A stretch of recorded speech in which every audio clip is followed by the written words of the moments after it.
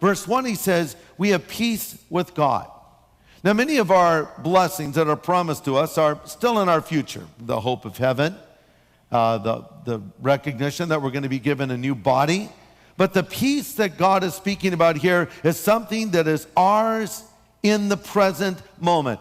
I remember after I became a Christian, right after, that I did experience a tremendous peace in my heart that I had never known before. The Bible describes it as a peace that passes all human understanding. But here's something that's very important to realize. The peace that Paul is speaking of is not subjective, but it's objective. It is not a feeling, it is a fact. It comes not from what we do, but from what he's done. The cause of the peace is being justified by faith. The effect is the peace. In other words, you can't have this wonderful effect without the beginning cause. There's a lot of people today, they want peace. They want that tranquility that comes from knowing your sin is forgiven, but they want it on their terms. They want God to give them that peace, and then they can live the way that they want to live. But you cannot experience the peace of God until you have first established peace with God. Because you see, the Bible teaches that we are at war with God prior to our conversion. It even teaches that we are enemies of God.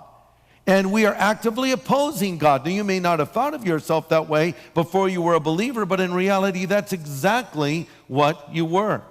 Because as Romans 8:5 says, those who live according to the sinful nature have their mindset on what their nature desires, but those who live in accordance with the Spirit have their mindset on what the Spirit desires. The sinful mind is hostile to God. It does not submit to God's law, nor can it do so.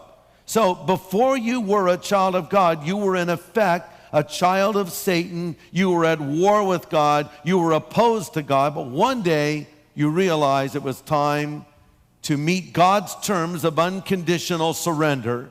And you laid down arms and you turned your life over to Him. And now, because you've made peace with God, you can begin to experience the peace of God.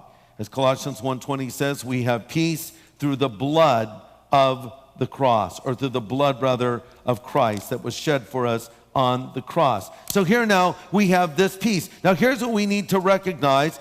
This peace is yours already. You say, well, Greg, I don't feel any peace right now. That doesn't matter. I'm just telling you what's in your account.